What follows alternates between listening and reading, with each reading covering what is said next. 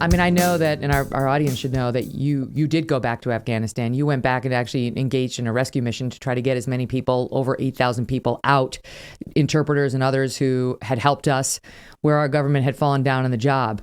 And I wonder, when you were watching that whole thing unfold prior to deciding you were going to go over and do something about it, I mean, that's what a leader does, right? Doesn't just sit back and say, oh, wow, this is a tragedy.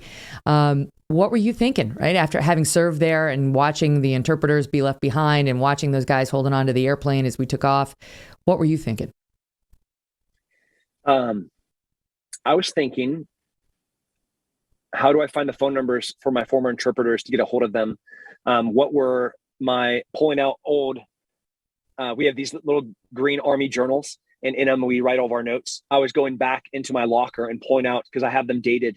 So I was going back to 2006, 2007, 2008, 2009, the times I was in Afghanistan, and to be able to pull back contacts and be able to figure out what route lines and smuggling routes I was going to be using, figuring out what TTPs, like what tactical training points we're going to be implementing, getting my sat phone up with minutes, getting my night vision batteries changed, figuring out what is my routes into Afghanistan, what countries can I fly into. So this is back to, could I spend time looking at the failures of others, or should I be spending my time recognizing the failures and learning from them, but more importantly, figuring out what I'm going to be doing to make a positive difference? That's what I was doing with my time. And in that moment, was it tearing my heart out watching what was happening? Absolutely. But that didn't deter the focus for what I should have been doing at that time, which was preparing for what I knew was going to be a lot of work. Well, how do you even begin that, right? I mean, it's like you don't have your own plane, right? You're not able to command, a bunch of Green Berets to go with you and go on a rescue mission.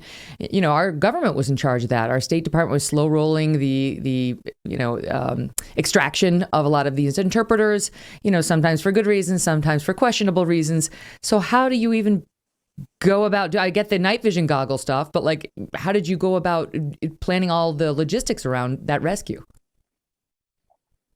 This is what we do. The word can't, I don't own an aircraft. That doesn't mean I can't get one. I may not be in charge of the immigration process, but I can probably figure out a way to circumvent it. Every problem has a solution, and that solution really just comes down to the ingenuity and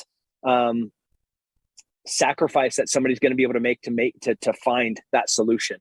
And the people that I was working for really had everything to lose and would sacrifice everything.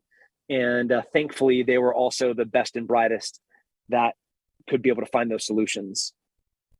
I mean, what happened in Afghanistan and Iraq to you and your training to make you think like that, right? To not just look at a problem like, it's a tough one. This is horrible. Moving on, right? No, every problem's got a solution and I can find it and I can solve it. And here are my goggles and I'm going.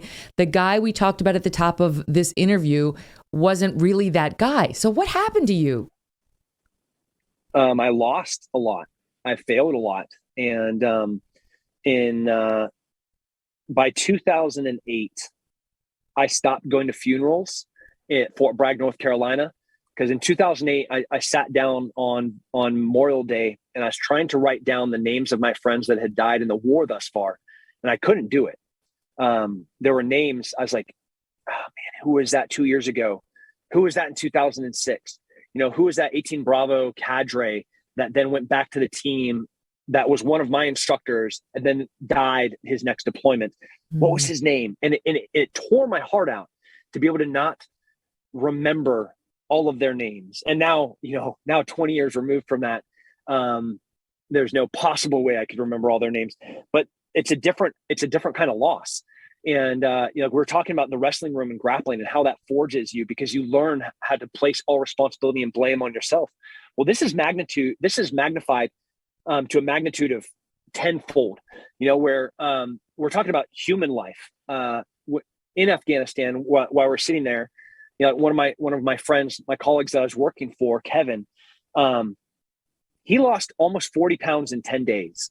And he was instrumental. He was crucial in saving over 10,000 lives by himself. He was one of the very few people by himself. He was so instrumental and crucial that 10,000 people probably would have died had he not been there.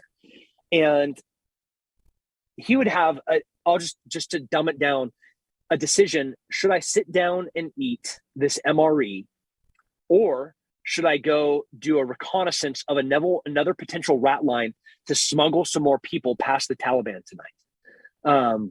Black and white. I can do one or the other. One of them has a huge net gain, and another one maybe gives me a momentary bit of satisfaction, but could have eternal consequences in the lives of countless. And time again, he just chose to do this self-sacrificing thing and continue to work.